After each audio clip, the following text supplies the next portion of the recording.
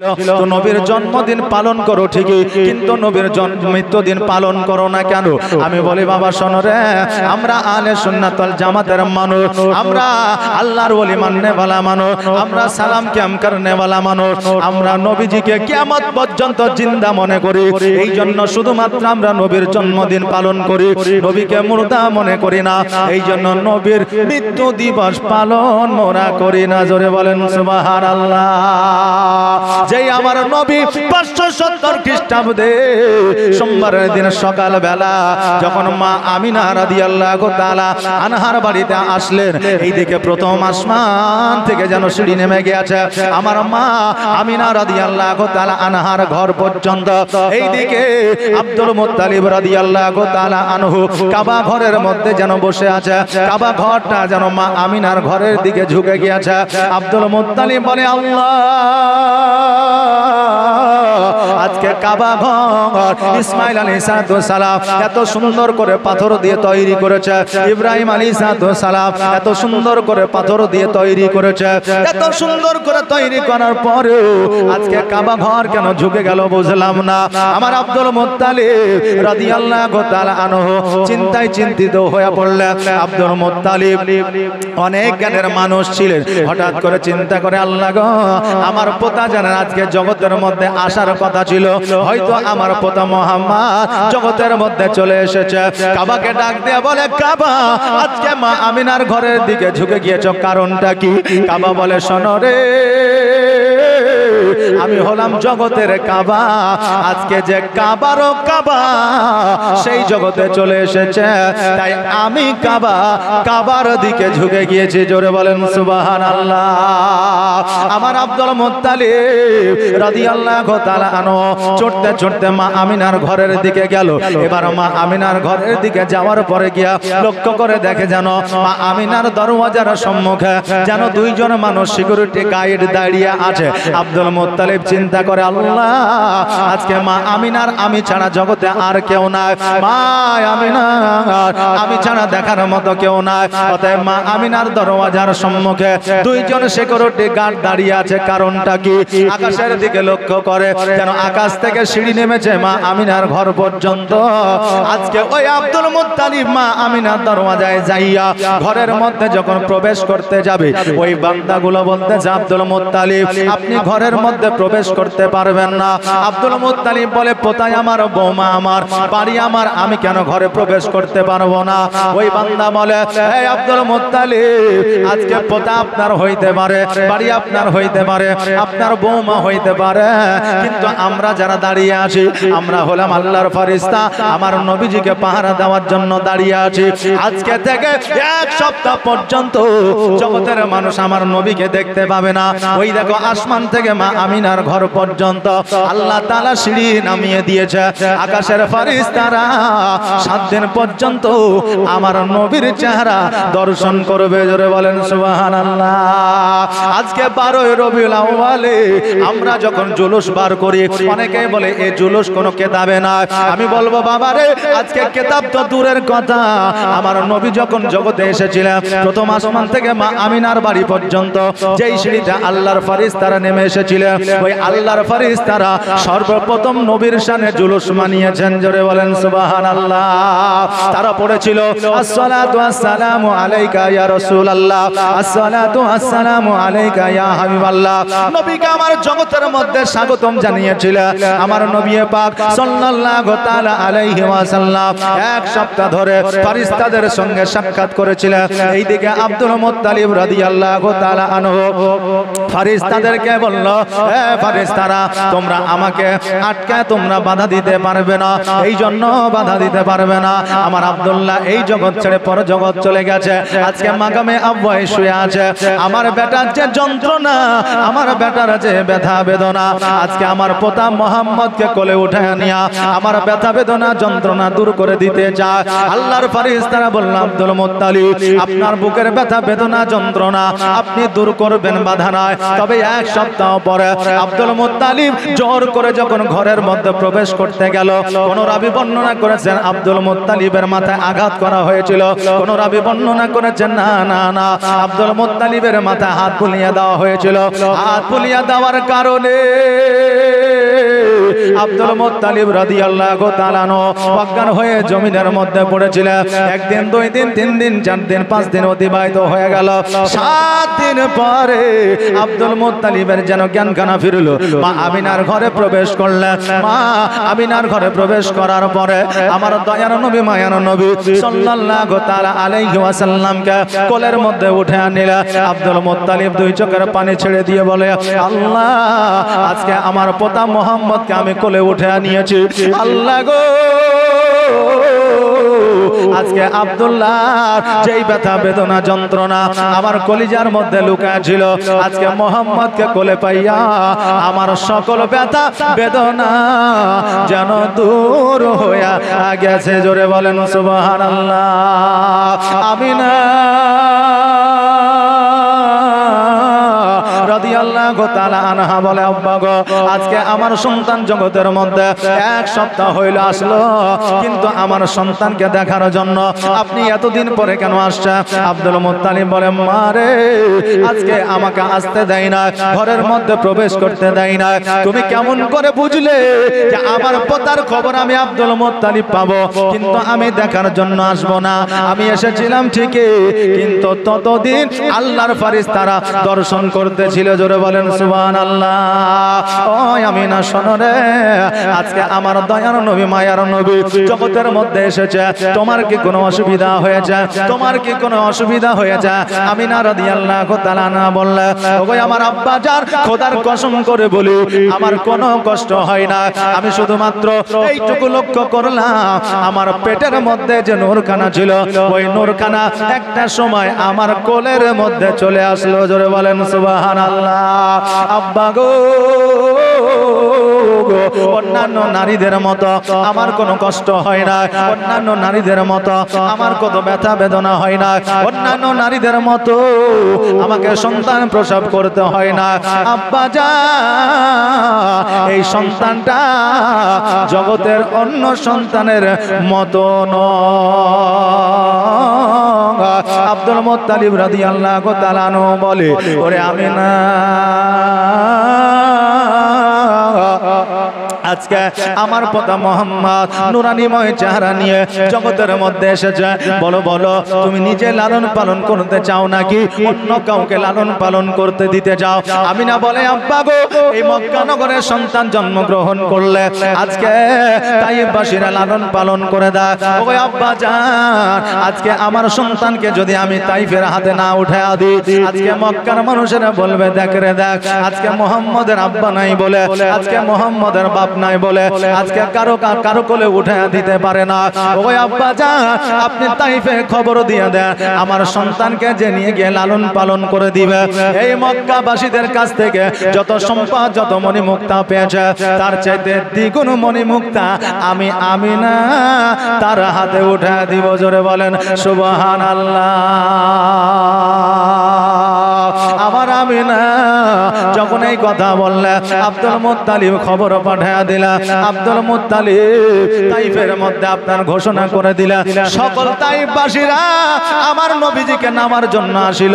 এইদিকে মা হালিমা তো সাদিয়া রাদিয়াল্লাহু তাআলা আনহা রাত্রি বেলায় স্বপ্নের মাধ্যমে দেখলো, আল্লাহ মা হালিমাকে স্বপ্নের মধ্যে দেখাইলো, হালিমা মক্কা নগরে চলে যাও, মুহাম্মদ নামক একজন সন্তানকে নিয়ে আসো, নিয়ে আসার পরে তুমি লালন পালন করো।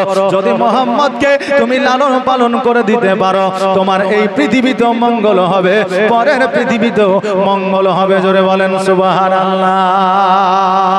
এইদিকে সকল তাইফবাসীরা মা আমিনার কাছে হাজির হয়েছে। মা আমিনার কাছে হাজির হওয়ার পরে যখন জানতে পারলো, বুঝতে পারলো আমার শেষ নবীর আব্বা নাই, বাপ নাই, সকল তাইফবাসীরা বলল, আমিনা, তোমার সন্তানকে আমরা নিয়ে গিয়ে লালন পালন করে দিতে পারবো না। এই জন্য লালন পালন করে দিতে পারবো না, তোমার স্বামী নাই, আজকে তোমার সন্তানকে লালন পালন করে দিলে কালকে তুমি পয়সা দিবা কিনা আর কোনো গ্যারান্টি না। এই জন্য তোমার সন্তানকে আমরা লালন পালন করে দিব না। আমিনা দুই চোখের পানি ছেড়ে দিয়া অঝর নয়নে কান্না করে, আল্লাহ গো, তবে কি আমার সন্তানকে কেউ লালন পালন করে দিবে না? আমার সন্তানকে কেউ সঙ্গে করে নিয়ে যাবে না? আমার সন্তানকে কেউ দুগ্ধ পান করাইবে না? আল্লাহ, আমার সন্তানকে যদি কেউ নিয়ে না যায়, আমি না কথা দিলাম আমার নিজের সন্তানকে আমি নিজেই লালন পালন করব। জোরে বলেন সুবহানাল্লাহ। মা আমিনা কান্দে হায়রে, মা আমিনা কান্দে হায়রে, ছেলে কোলে তুলিয়া, কে বাজাবে আমার সোনা আলালকে লইয়া, কে বাজাবে আমার সোনা আলালকে লইয়া। আর তাইফ যখন এলো নগরে, আর শিশু নবী মুস্তাফাকে আদর করে, আর কোলে নিয়ে ফিরিয়ে দিল গরিব ইতিম বলিয়া, কে বাজাবে আমার সোনা আলালকে লইয়া, কে বাজাবে আমার সোনা আলালকে লইয়া। মা আমিনা কান্দে হায়রে, মা আমিনা কান্দে হায়রে, ছেলে কোলে তুলিয়া, কে বাজাবে আমার সোনা আলালকে লইয়া। আর থাকতো যদি ছেলের পিতা, আর হাজার দুঃখ হলে পরে আসতো না ব্যথা, আর তাহার কথা বলে বলে কলিজা যায় ফাটিয়া, কে বাজাবে আমার সোনা আলালকে লইয়া, কে বাজাবে আমার সোনা আলালকে লইয়া। মা আমিনা কান্দে হায়রে, মা আমিনা কান্দে হায়রে, ছেলে কোলে তুলিয়া, কে বাজাবে আমার সোনা আলালকে লইয়া, কে বাজাবে আমার সোনা আলালকে লইয়া। আর দিব না কাউকে, আর লালন পালন করব আমি নিজের হাতে। আর মা আমিনার দিল বলে দেখব পরাণ ভরিয়া, কে বাজাবে আমার সোনা আলালকে লইয়া, কে বাজাবে আমার সোনা আলালকে লইয়া। মা আমিনা কান্দে হায়রে, মা আমিনা কান্দে হায়রে, ছেলে কোলে তুলিয়া, কে বাজাবে আমার সোনা আলালকে লইয়া। ও বাবা যে ভাইরা,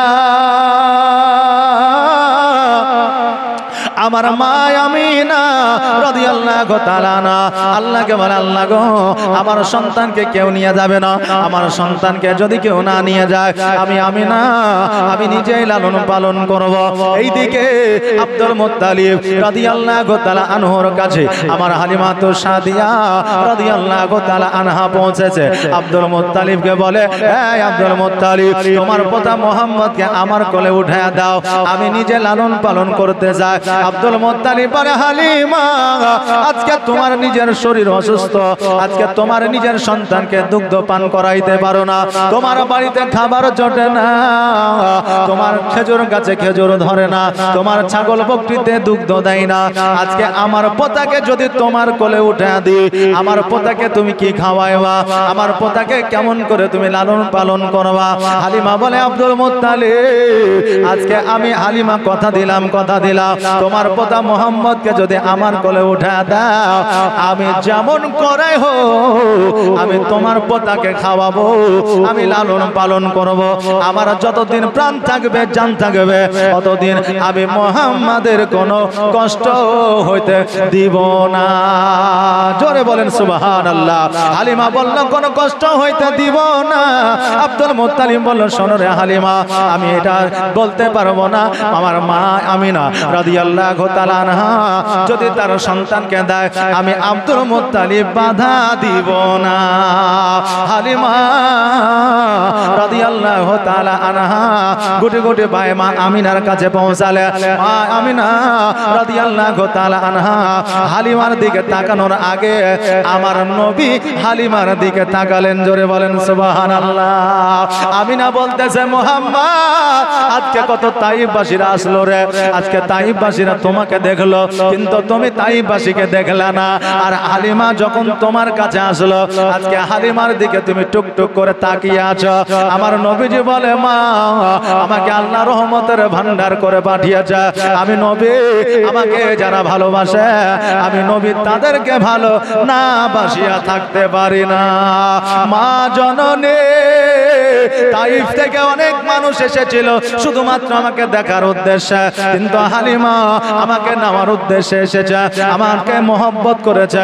মা গো আজকে আমি নবীজি হালিমাকে না দেখে থাকতে পারলাম না। ও কি শুনেছি কিতাবের লেখা নবী ছাড়াই আমার জীবন ফাঁকা গো। জোরে বলেন সুবহানাল্লাহ। ও কি শুনেছি কিতাবের লেখা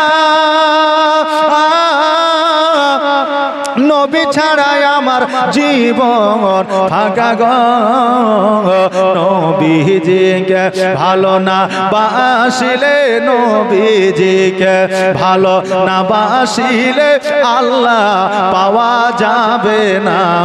তাই তো নবী আমি তোমার দিওয়ানা, তোমার মতো এত ভালো, তোমার মতো এত ভালো নবী আমায় কেউ তো বাসে না।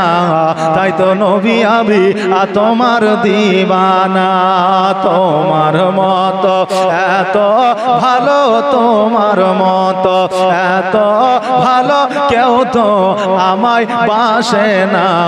তাই তো নবী আমি তোমার দিওয়ানা।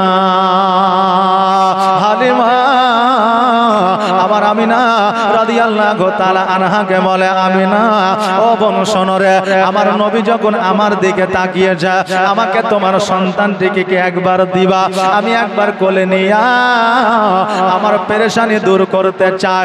আমিনা বলতেছে হালিমা এত তাইফবাসীরা আইলো আমার নবী কারো দিকে তাকাইলো না, আজকে তোমার দিকে যখন তাকিয়েছে তোমার টাকা থাক পয়সা থাক ধন থাক সম্পদ থাক আর না থাক আমি আমিনা আমার সন্তানকে তোমার কোলে উঠাইয়া দিব।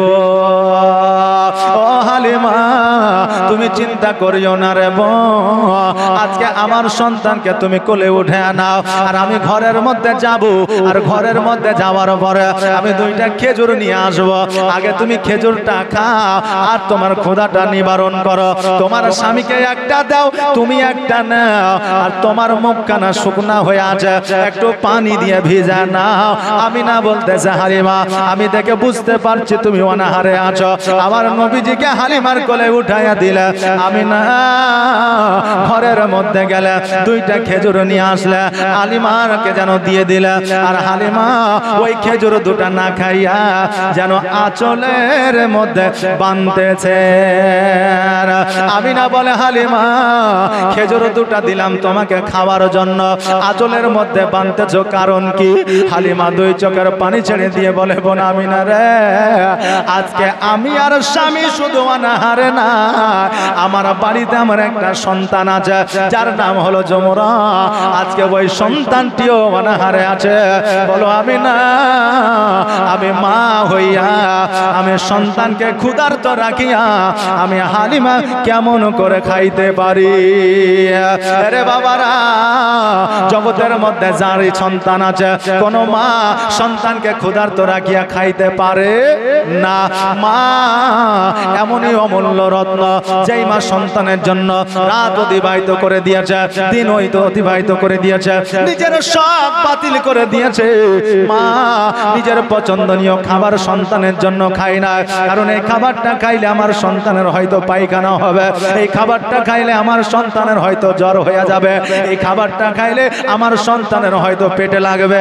নিজের মন চাইছে, নাফস চাইছে, খাবারটা খায়, কিন্তু সন্তানের দিকে তাকাইয়া মা খাবার খায় নাই। জোরে বলেন সুবহানাল্লাহ।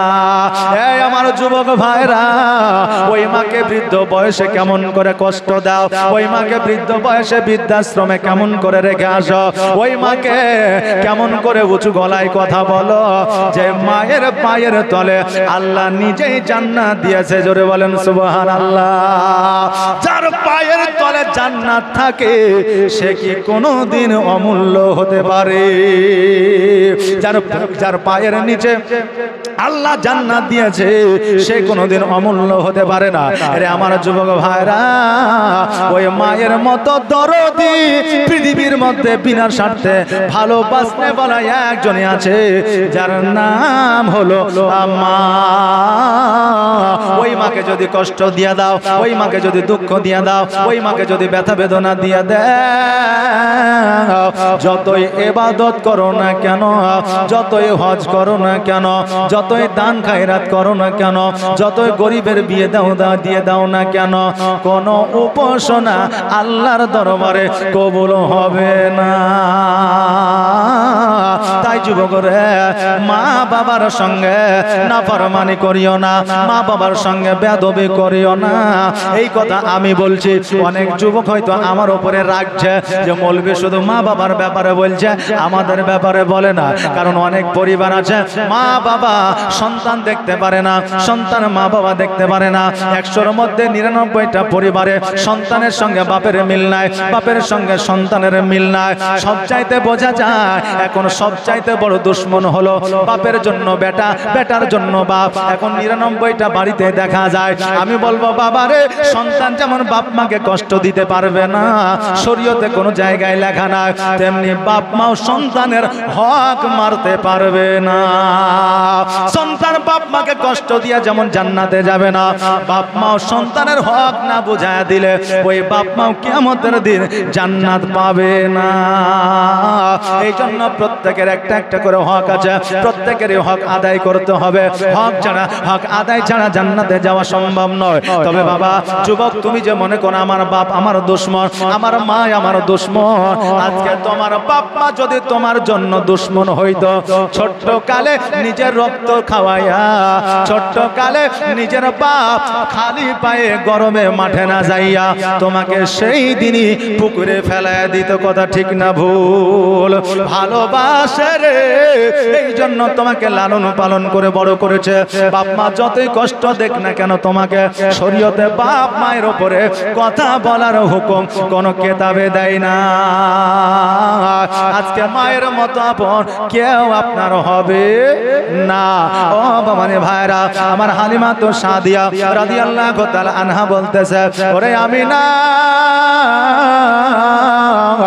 আজকে আমার একটা সন্তান বাড়িতে ক্ষুধার্ত আছে, আমি কেমন করে আমার সন্তানকে ক্ষুধার্ত না গিয়া আমি হালিমা খাবার খাইতে পারি? আমি হালিমা ওই সন্তানকে কেমন করে ক্ষুধার্ত রাখতে পারি? আমিনা রাদিয়াল্লাহু তাআলা আনহা বললেন, ও হালিমা, তবে একটু দাঁড়ায়া যাও, আমি আরো কয়েকটা খেজুর নিয়ে আসা দিই। তুমি বাড়িতে যাইয়া তোমার স্বামীকে লইয়া, তোমার সন্তানকে লইয়া, তোমার কন্যাকে লইয়া তোমরা বসে বসে এক জায়গায় খাবার খাবে, পানি পান করবে, ক্ষুধা নিবারণ করবে। আমার আমিনা বাড়ির মধ্যে গেলে, বাড়ির মধ্যে যাওয়ার পরে খেজুর নিয়ে আসা আমার হালিমা রাদিয়াল্লাহু তাআলা আনহার কাছে আপনার উঠায়া দিলেন। আমার নবীজি হালিমার কোলে ছিলেন। হালিমা আমিনার কাছ থেকে বিদায় নিয়ে যেন বাবা উটের পৃষ্ঠে চেপে গেলেন। উটের পৃষ্ঠে চেপে যাওয়ার পরে নিজের স্বামী হারিসকে বলতেছে, স্বামী গো, এবার উটের লাগামখানা ধরে টান দাও। আব্দুল মুত্তালিব বলে, হালিমা, আজকে তুমি আমার পোতাকে নিয়ে যাও লালন পালন করার জন্য। হালিমা একটা কথা কান দিয়ে শোনো রে মা, আজকে আমার নবীজির আব্বা নাই জগতের মধ্যে, কথা দাও কথা দাও আমার পোতা যেন কোনো রকমের কষ্ট ব্যথা বেদনা না পায়। হালিমা বলতেছে আব্দুল মুত্তালিব শোনেন গো, আমি যতদিন পর্যন্ত পৃথিবীর মধ্যে বেঁচে আছি, যতদিন পর্যন্ত হায়াতে আছি, সুস্থ আছি, ততদিন পর্যন্ত আমি নবীর কোনো কষ্ট হইতে দিব না। ও মাঝি পাল তুলে দে আর হেলা করিস না, ছেড়ে দে নৌকা মাঝি যাব মদিনা। জোরে বলেন মারহাবা, একটা আওয়াজ দিয়ে বলেন না ইয়া রাসূলুল্লাহ, আর একটা আওয়াজ দিয়ে বলেন মাশাআল্লাহ। ও মাঝি পাল তুলে দে আর হেলা করিস না, ছেড়ে দে নৌকা মাঝি যাব মদিনা, ছেড়ে দে নৌকা মাঝি যাব মদিনা। মক্কায় নবী এলো মায়া মিনার ঘরে, হাসিলে হাজার মানি কাঁদিলে মুক্তা ঝরে। জোরে বলা যাবে না সুবহানাল্লাহ, আর একটা আওয়াজ দিয়ে বলা যাবে না সুবহানাল্লাহ। মক্কায় নবী এলো মায়া মিনার ঘরে, হাসিলে হাজার মানে কাঁদিলে মুক্তা ঝরে। দয়ার নবী যার সহায়, দয়ার নবী যার সহায়, তার কিসের ভাবনা, ছেড়ে দে নৌকা মাঝি যাব মদিনা, ছেড়ে দে নৌকা মাঝি যাব মদিনা। ও মাঝি নৌকা ছেড়ে দে, ও মাঝি নৌকা ছেড়ে দে, আর দেরি করিস না, ছেড়ে দে নৌকা মাঝি যাব মদিনা। হালিমা নিজের স্বামীকে বলে স্বামী গো, এবার ওটকানের লাগাম খানা ধরে টান্দা, তাইফের দিকে রওনা হয়ে যায়। আরে যেন ওটের লাগাম ধরে টান্দা, কিন্তু ওট যেন আগায় না, একটা ধাপও যেন ফেলায় না। ওট আল্লাহকে ডাক দিয়ে বলে আল্লাহ আজকে আমার জবানটা তুমি খুলে দাও, আমি একবার হারিসের সঙ্গে কথা বলতে চাই। আল্লাহ বলে ওট রে, আমি আল্লাহ আমার মহিমা বোঝা বড় দা, যাও যাও যাও আমি তোমার জবান খুলে দিলাম, মানুষের মতো কথা বলে নাও। ও ডাক দেয়া বলে হারে আজকে আমার লাগাম ধরে তুমি টান দিও না, এই জন্য টান দিও না কেন না আমার পৃষ্ঠে যে বসে আছে ওই সন্তানটা জগতের সাধারণ সন্তান নয়, ওই সন্তানটা হলো সারা জাহানের বাদশা। অতএব তুমি তাকে পেছনে নিয়ে বসে আছো, যতক্ষণ পর্যন্ত আগে না দিবা আমি ওট আগে যাব না। হালিমা রাদিয়াল্লাহু তাআলা আনহা আমার দয়ার নবীকে নিয়ে ওটের আগে বসলেন, আর যেমনই আগে বসা ওট যেন বাবা এক্সপ্রেসের মতো চলতে আরম্ভ করেছে। এক্সপ্রেস বোঝেন স্টেশন ধরে না, অনেক স্টেশন পর একটা স্টেশন ধরে, ওই এক্সপ্রেসের মতো দ্রুত বেগে আপনার চলতে আরম্ভ করেছে। হালিমা বলতেছে স্বামী গো, এইভাবে যদি উট চলতে থাকে আমরা উটের পৃষ্ঠে থেকে যদি পড়ে যায় বাচ্চার ক্ষতি হয়ে যাবে, আমাদের ক্ষতি হয়ে যাবে, আর বাচ্চার যদি ক্ষতি হয়ে যায় মক্কা নগরে কেউ সন্তান দেবে না, না খাইয়া অনাহারে মারা যেতে হবে। হারিস বলে বিবি রে কি করব কি করব খুঁজে পাই না, ভেবে পাই না, উঠ তো দাঁড়াই না। উঠকে বলে ওঠ রে একটু আস্তে চল, নইলে পড়ে গেলে অসুবিধা হয়ে যাবে। ও ডাক দিয়ে বলে হারে আমাকে আস্তে চলার জন্য বলিও না, এই জন্য বলিও না আমার নবীকে অপমান করে তাইফবাসীরা আগে চলে গিয়েছে, আমি ওর যতক্ষণ পর্যন্ত তাদের আগে না যাব ততক্ষণ পর্যন্ত আমি আস্তে চলবো না। ও বাবা যে ভাইরা ওই ওর যেন তাইফের সঙ্গ নিয়ে নিয়েছে, তাইফের সাথে চলে গেছে। অন্যান্য তাইফবাসীরা চিন্তা করে হায়রে যেই হালিমার উট খাইতে পাই না, যেই হালিমার উট ক্ষুধার্ত, যেই হালিমা নিজেই খেতে পায় না, আজকে তার উটকে কি খাইয়েছে যে উট এত জোরে চলতেছে। তাইফবাসীরা হালিমাকে ডাক দিয়ে বলে, হালিমা আজকে তোমার উটকে কি খাইয়েছ? কোন লালি খাইয়েছ, কোন ছোলা খাইয়েছ, কোন বাদাম খাইয়েছ, কোথাকার ঘাস খাইয়েছ যে তোমার উটের পাওয়ার এত বেড়ে গেছে? হালিমা বলতেছে, তাইফবাসীরা এটা ছোলার পাওয়ার নয়, এটা বুটের পাওয়ার নয়, এটা লালির পাওয়ার নয়, এটা ঘাসের পাওয়ার নয়, এই জাজবাটা হলো আমার নবীর পাওয়ার। জোরে বলেন সুবহানাল্লাহ। কারণ হইল যারা নবীর প্রেমিক হয়ে যায়, পেটে যদি খাবার না থাকে তাদের চেহারায় উজ্জ্বলতা দেয়। যারা নবীর প্রেমিক হয়ে যায় কবরে তাদের নসিবে জান্নাত জুটে যায়। যারা নবীর প্রেমিক হয়ে যায় সংখ্যায় কম থাকলেও যুদ্ধে জয়লাভ করে আসে। যারা নবীর প্রেমিক হয়ে যায় তাদের সংসারে সুখ আসে। যারা নবীর প্রেমিক হয়ে যায় তারা ঈমান হারা হয় না। এক কথা, নবীর প্রেমিক যারা হয় আল্লাহর খাস বান্দা রূপে দাঁড়ায়া যায়। নবীর প্রেমে পাগল হইলে, নবীর প্রেমে, জোরে বলেন সুবহানাল্লাহ। আর নবীর প্রেমে পাগল হইলে, নবীর প্রেমে পাগল হইলে আমার আল্লাহ তাআলা খুশি। নবীর দরুদ পড়ো দিবানিশি, নবীর দরুদ পড়ো দিবানিশি।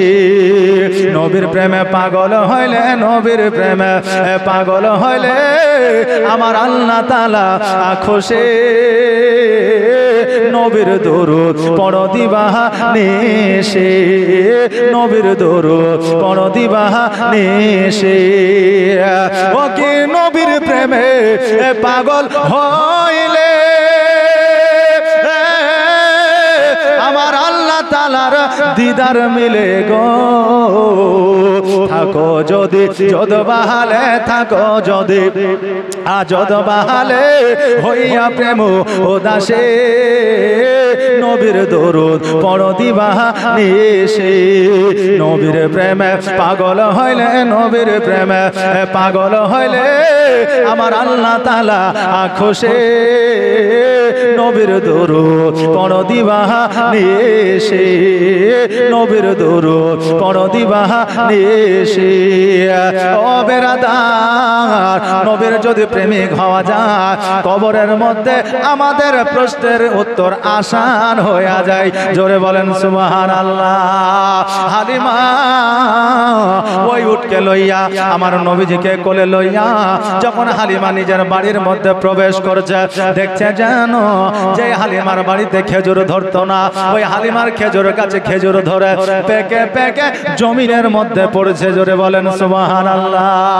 যে হালিমার ছাগল বকরিতে দুগ্ধ দিত না, ওই হালিমার বাড়িতে হালিমার ছাগল বকরিতে দুগ্ধ দিতে আরম্ভ করেছে।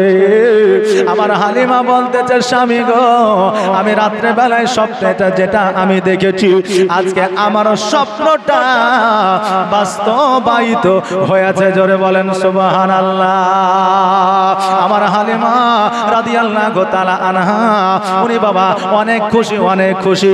বাড়িতে যাওয়ার পরে নিজের স্বামীকে আমার নবীকে উঠায়া দিলে, বলে স্বামী গো, মুহাম্মদ সাল্লাল্লাহু তাআলা আলাইহি ওয়াসাল্লামকে একটু কোলে নিয়ে আপনি বাইরে থেকে ঘুরে আসেন, আমি ততক্ষণ আমার সন্তানের জন্য একটা দোলনা বানায়া নি। তখনকার বাবা দোলনা ছিল কাপড়ের দোলনা, চাদরের দোলনা, এক চালে দুই ধার বেঁধে দিত, আর এক চালে দুই ধার বেঁধে দিত, বাচ্চাকে শুয়া দিত, দোলনা দিয়ে দিত, বাচ্চা ঘুমায়া থাকতো। আমার হালিমা নিজের চাদর দিয়া দোলনা বানাইতে আছে। আর আজকে বর্তমানে ওই চাদরের দোলনার প্রয়োজন হয় না, বাজারে গেলে 2000, 2500, 3000 দিয়া দোলনা পাওয়া যায়, বাড়িতে নিয়ে আসা হয়। আর ওই দোলনায় এত আপনার মিউজিক সিস্টেম আছে, লাইটিং সিস্টেম আছে। ওই লাইটিং মিউজিক সিস্টেম থাকার পরেও, ব্যাটারি সিস্টেম থাকার পরেও দোলনা দিতে হয় না। বাচ্চাকে ঘুমায়া দিলে ওই দোলনাতে বাচ্চা ঘুমায় না। আগের যুগে মা আঁচল দিয়ে দোলনা বানায় দিত, আর ওই বাচ্চাকে ওই দোলনাতে ঘুমায়া দিয়া একবার দোলনা দিয়ে দিত। মা জওয়ের আটা যাতে পিসাই করত, আপনার ঢিকির মধ্যে চাল বার করত, বাচ্চা আরামদায়ক ভাবে ঘুমাতো।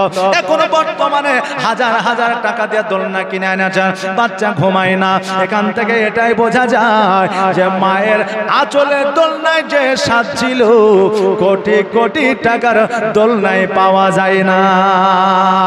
মা জননীর আঁচলের নিচে যে শান্তি আপনি পাবেন পৃথিবীর কোন জায়গায় সে শান্তি পাওয়া যাবে না। এই জন্য বলছেন মায়ের দিলেতে ব্যথা কখনো দিও না, কখনো দিও না, মায়ের দিলেতে ব্যথা কখনো দিও না, কখনো দিও না। আর মায়ের দুয়ায় পাওয়া যায় গো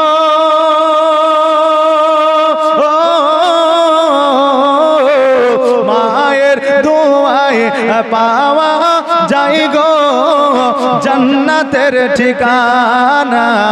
মায়ের দিলেতে ব্যথা কখনো দিও না, কখনো দিও না, মায়ের দিলেতে ব্যথা কখনো দিও না, কখনো দিও না। দেখো দুঃখে দুঃখে নীরবে আর ছেলের খুশির তরে মা মরতে রাজি হবে। জোরে বলেন সুবহানাল্লাহ। দেখো দুঃখে দুঃখে নীরবে আর ছেলের খুশির তরে মা মরতে রাজি হবে। আর জীবন দিলেও শোধ হবে না,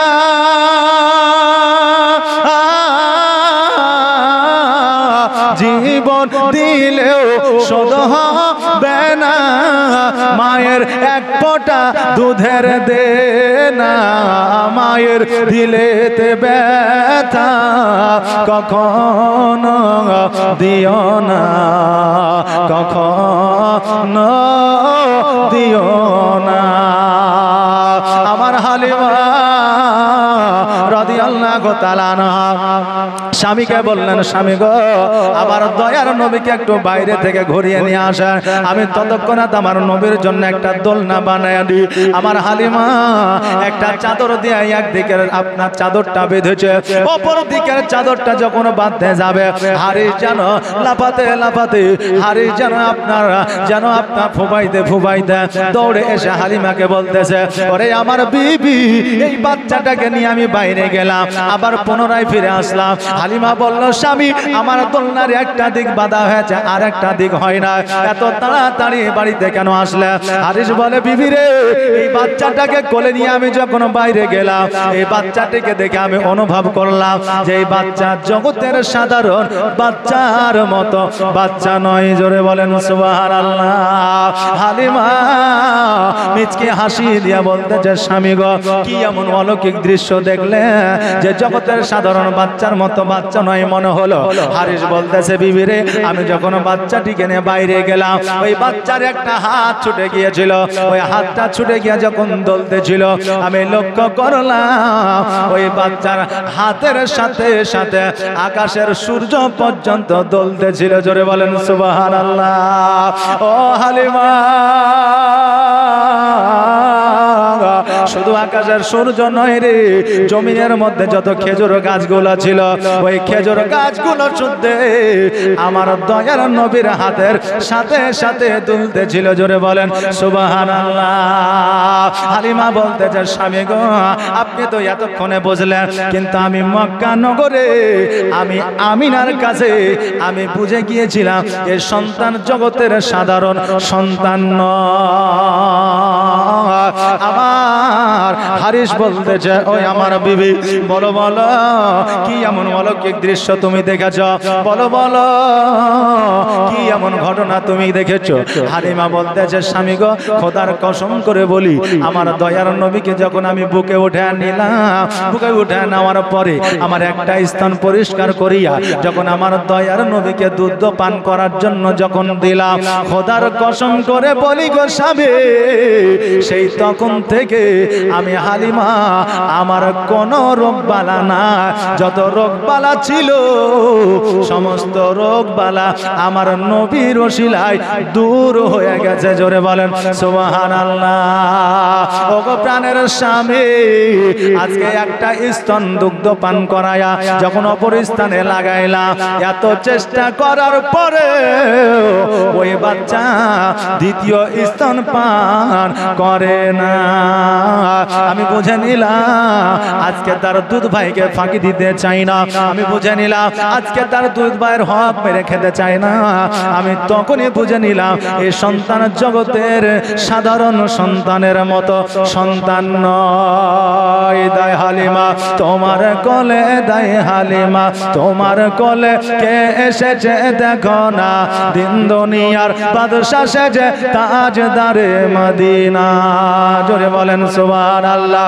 মেঘ মাথায় ছায়া করে মোর নবীজির মাথাতে, আর সাপ এসে হাওয়া করে দয়ার নবীর গায়েতে। আওয়াজ দিয়ে বলেন না সুবহানাল্লাহ।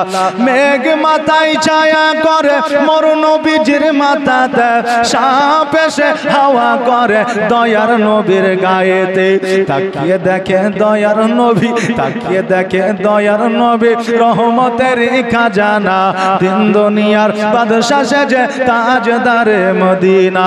দায় হালিমা তোমার কোলে কে এসেছে দেখো না, দিন দুনিয়ার বাদশা সেজে তাজদারে মদিনা। মরুভূমির গরম বালি নরম পায়ে হাত বোলাই, মরুভূমির গরম বালি নরম পায়ে হাত বোলাই, আর সূর্য এসে উকি মেরে মুখ দেখে তার লজ্জা পায়। চাঁদের মতো চাঁদ পেয়ে, চাঁদের মতো চাঁদ পেয়ে আর হালিমা রইলি না, দিন দুনিয়ার বাদশা সেজে তাজদারে মদিনা। তাই হালিমা তোমার কোলে কে এসেছে দেখো না, দিন দুনিয়ার বাদশা সেজে তাজদারে মদিনা।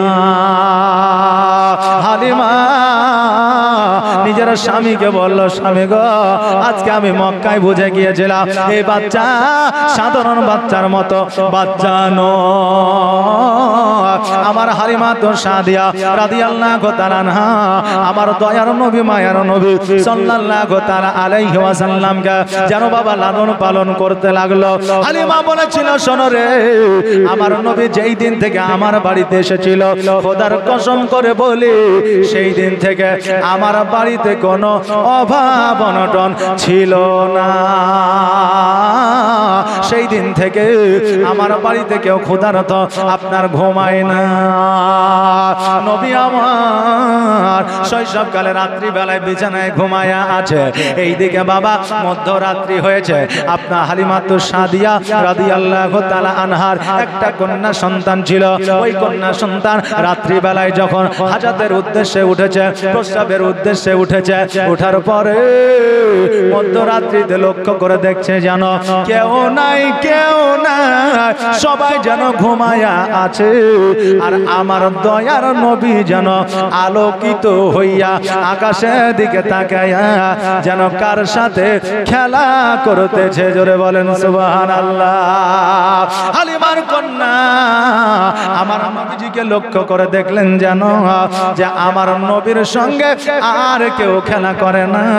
আমার নবীর সঙ্গে যারা খেলতেছিল তারা ছিল আল্লাহর ফেরেশতা। জোরে বলেন সুবহানাল্লাহ।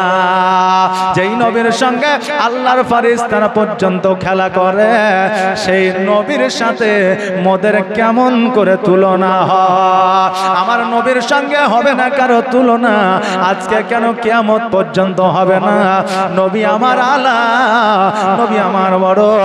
ভাই নবীর সাথে তুলনা পৃথিবীর কারো সাথে হবে না।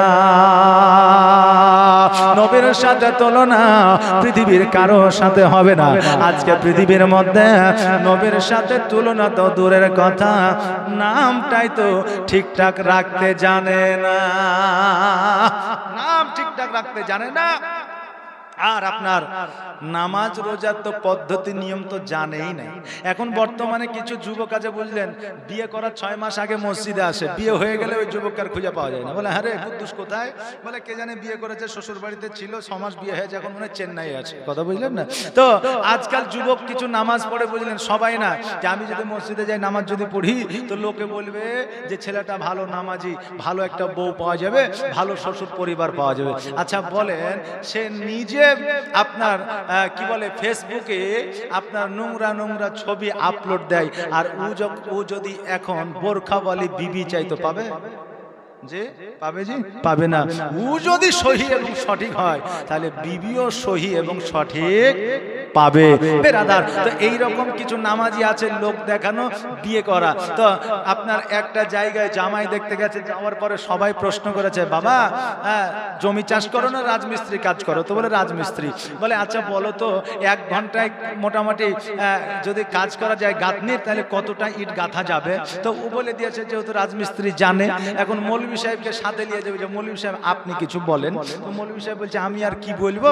আর মৌলভীরা যদি প্রশ্ন করে তাহলে দেখবেন হয় সূরা ফাতিহাই ধরবে, আর না হলে নামাজ সম্পর্কে কিছু ধরবে না। কি বলেন? সহজ। তাই বলে কেতাব সম্পর্কে তার ধরবে না, কারণ জানা নাই। তাজবিদ কাকে বলে এটা তো তার জানা নাই, মান্তিক কাকে বলে এটা তো তার জানা নাই, এগুলো তো ধরবে না। তো ওকে বলছে যে বাবা নামাজ টামাজ পড়ো? তো বলছে হ্যাঁ পড়ি। জানো? তো বলছে হ্যাঁ জানি। না জানলে তো বলতে হবে জানি, না হলে তো বিয়েটা হবে না। কথা বললেন না? তো বলছে যে কি আর ধরবো? মৌলভী সাহেব বলছে আচ্ছা বলো তো বাবা ফজরের নামাজ কয় রেকাত? তো বলছে হবে 50-60 রেকাত। পাগলা কথা, 50-60 রেকাত হচ্ছে, তাইলে 100 বেশি হবে মনে হয়। খ্যাপা কথা, 2 রেকাত হচ্ছে ফরজ আর 2 রেকাত সুন্নাত। আর যদি উজুর নামাজ পড়ো তাহিয়াতুল উজু 2 রেকাত, টোটাল 6 রেকাত। তো হচ্ছে আমাকে পাগলা পেয়েছেন নাকি? মাঠে কাজ কাম থাকলে নাঙল নিয়ে আমরা ভোর রাতে উঠে যাই, বেশি যদি কাজ থাকে। তা আমার বাপ মা ভোর রাতে ফজরের নামাজ পড়তে উঠে, বেশি নামাজ আছে বলেই তো ভোর রাতে উঠে। কথা বুঝলেন না? বেশি নামাজ আছে বলে ভোর রাতে উঠে। বাবা মসজিদে নামাজ জীবনে কোনোদিন পড়েনি, শ্বশুর বাড়ি গেছে জুম্মার দিন, এখন শাশুড়ি বলছে বাবা নামাজটা পড়ে এসো জুম্মার দিন। এখন জামাই দেখছে মান সম্মানে পড়ে গেছে, নতুন এখন লুঙ্গি পিঁধে চলে গেছে মসজিদে। যাওয়ার পরে ইমামের পিছনে দাঁড়িয়েছে, ইমাম সাহেব একামত আল্লাহু আকবার দিয়ে দাঁড়িয়েছে, সূরা ফাতিহা পড়েছে, তারপরে সূরা মিলিয়েছে, রুকু সেজদায় গেছে। জামাইও রুকু সেজদায় গেছে, জামাইয়ের তো নতুন লুঙ্গি পেছন দিকে বাড়িয়েছে, আর যেমনই পেছন দিকে বাড়িয়ে যাওয়া তার পেছনের মুসল্লির মাথায় জামাই লুঙ্গিটা উঠেছে। আরে জামাই লুঙ্গি যখন উঠেছে তো জামাই মনে করছে নামাজের মধ্যে মনে হয় ইয়ে আছে, কারণ ও তো নামাজে কোনোদিন যায়নি জীবনে। পরের রেখাতে ইমাম সাহেবের লুঙ্গিতে মাথা ঢুকাইয়া ইমাম সাহেবের লুঙ্গিকে তুলে দিয়েছে। আচ্ছা বলেন, যে নামাজ সম্পর্কে যদি জানা না থাকে, এইরকম ঘটনা যদি মসজিদে ঘটে, তাহলে তার বাড়ি কোথায়, ঘর কোথায়, বাপের নাম কি, বংশের নাম কি, লোকে জানবে না? জানবে না?